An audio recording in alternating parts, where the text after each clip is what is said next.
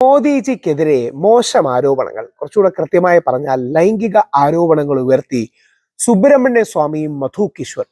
സുബ്രഹ്മണ്യ സ്വാമി BJPയുടെ രാജ്യസഭാ MP ആയിരുന്നു. മധു കിശ്വർ Modi media and Muslims പുസ്തകം എഴുതിയ ഒരു കാലത്ത് മോദിജിയുടെ വലിയ ആരാധികയായിരുന്നു. ഇവർ രണ്ടും ഉയർത്തിയ ആരോപണങ്ങളുണ്ട്. ആ ആരോപണങ്ങൾ യഥാർത്ഥത്തിൽ ചീത്ത രാഷ്ട്രീയമാണ്. ആ ആരോപണങ്ങളുടെ വിശദാംശങ്ങളിലേക്ക് പോലും ഞാൻ പോകുന്നില്ല. എനിക്ക് രണ്ടുപേരെ വ്യക്തിപരമായി അറിയുന്നതാണ്. ശ്രീ സുബ്രഹ്മണ്യ സ്വാമി അറിയാം, ശ്രീമതി മധു കിശ്വറിനെ അറിയാം. വ്യക്തിപരമായി പരിചയപ്പെട്ടിട്ടുണ്ട്, കണ്ടിട്ടുണ്ട്, പലതവണ സംസാരിച്ചിട്ടുണ്ട്. തീവ്ര ഹിന്ദുത്വവാദികൾക്ക് മോദിജിയെ പലപ്പോഴും പിടിക്കുന്നില്ല. അതിന് മറ്റൊരുപാട് കാരണങ്ങളുണ്ട്. രണ്ട്, മോദിജിയെ ഏത് പക്ഷത്തു നിന്ന് വിമർശിച്ചാലും, ഇപ്പൊ ഞാൻ മോദിജിയുടെ ചില നയങ്ങളെ വിമർശിക്കുന്ന വ്യക്തിയാണ്. അദ്ദേഹം കുറെ കൂടെ ഹിന്ദു മുസ്ലിം ഐക്യത്തിന് വേണ്ടി പ്രവർത്തിക്കണം, അദ്ദേഹം അത് ചെയ്യുന്നില്ല, എൻ്റെ ഒരു വിമർശനമാണ്. വേണ്ട രീതിയിൽ ശബരിമല വിഷയം നമ്മുടെ നാട്ടിൽ വന്നപ്പോൾ റേസ് ചെയ്തിട്ടില്ല. അനാവശ്യമായി രാഹുൽ മാങ്കൂട്ടത്തിന്റെ വിഷയം റേസ് ചെയ്തു. പക്ഷെ ആദരവോടുകൂടി നമ്മുടെ പ്രധാനമന്ത്രിയാണ് എന്ന് കണ്ടുവേണം വിമർശിക്കാൻ. ആ വ്യക്തി മാത്രമല്ല, ആ സ്ഥാനവും അദ്ദേഹത്തിന്റെ ജീവിതത്തിൽ വലിയ ഡിസിപ്ലിനും കാര്യങ്ങളും ഒക്കെ പാലിച്ചു പോകുന്നതാണ്. ശ്രീ സുബ്രഹ്മണ്യ സ്വാമിയൊക്കെ എന്തൊക്കെയാണ് പറയുന്നത്? I can give names of 3 to 4 womens. ഞാനത് എന്താ പറയുക, എനിക്കത് വായിക്കാൻ പോലും മടിയാണ്. നിങ്ങൾ നോക്കിയാൽ മതി, എനിക്കത് വായിക്കാൻ പോലും മടിയാണ്. അങ്ങനെ 3-4 സ്ത്രീകളുടെ പേര് തരാം. അവരെല്ലാം മറ്റു പല കാര്യങ്ങളും ചെയ്തിട്ടാണ് മന്ത്രിമാരൊക്കെ ആയതെന്ന് ദുസ്സൂചന പറയുന്നു.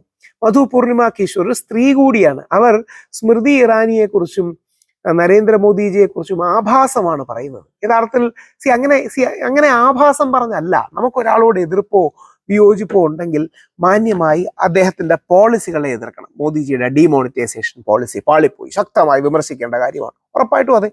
അല്ലെങ്കിൽ മോദിജിയുടെ ഫോറിൻ പോളിസി, പ്രത്യേകിച്ച് മോദിജി അറബ് രാഷ്ട്രങ്ങളോട് നല്ല ബന്ധം ഉണ്ടാക്കി, വളരെ പോസിറ്റീവാണ്. ഇന്നും മൈ ബ്രദർ UAE സുൽത്താൻ എന്നൊക്കെ പറഞ്ഞാണ് അദ്ദേഹം ചെയ്യുന്നത്. അല്ലെങ്കിൽ സൗദി അറേബ്യയിലെ ആൾ വരുമ്പോൾ ഒക്കെ ഏറ്റവും ബ്രദർലി ഫ്രണ്ട് അഫെക്ഷനാണ്. മോദിജിക്ക് ഒരു മുസ്ലിം വിരുദ്ധൻ ഇമേജ് ഉള്ളത് കൊണ്ട് തന്നെ പ്രത്യേകിച്ച് വെസ്റ്റ് ഏഷ്യയോട് വളരെ, അതായത് മിഡിൽ ഈസ്റ്റിനോട് വളരെ നല്ല ബന്ധങ്ങൾ ഉണ്ടാക്കി. ശ്രീ ശശി തരൂരടക്കം പറയുന്നതാണ്.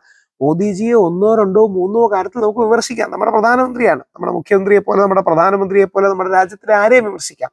അതിന് മാന്യതയും മര്യാദയും വേണം. മോദിജിക്കെതിരെയുള്ള ഈ ദുരാരോപണങ്ങൾ ചില കോൺഗ്രസ് പേജുകളിൽ കണ്ടു. അത് കോൺഗ്രസ്സുകാർ ചെയ്യരുത്. അത് ചെയ്യരുതെന്ന് പറയുന്നത് എനിക്ക് EDയെ പേടിയുള്ളതുകൊണ്ടല്ല. കുറെ പേര് നിങ്ങൾക്ക് EDയെ പേടിയാണോ എന്നൊക്കെ ചോദിച്ച് എനിക്ക് മെസ്സേജ് അയച്ചു. അത് EDയെ പേടിയുള്ളതുകൊണ്ടല്ല, അത് സത്യത്തിനും ധർമ്മത്തിനും വിലയുണ്ടെന്ന് കരുതുന്നതുകൊണ്ടാണ്. മാന്യതയ്ക്കും മര്യാദയ്ക്കും നീതിക്കും ന്യായത്തിനും ഈ നാട്ടിൽ വിലയുണ്ടെന്ന് കരുതുന്നതുകൊണ്ടാണ്. മോദിജിക്കെതിരെ അങ്ങനെ ദുരാരോപണങ്ങൾ പറയരുത്. അത് ചീത്ത രാഷ്ട്രീയമാണ്, നന്മയുള്ള രാഷ്ട്രീയമല്ല. അതിശക്തമായി അദ്ദേഹം ഒരു കാര്യം ഹാൻഡിൽ ചെയ്ത രീതി വിമർശിക്കുക. മോദിജി പ്രസ് മീറ്റുകൾ പങ്കെടുക്കുന്നില്ല, ഇത് ശരിയല്ല എന്ന് വിമർശിക്കുക.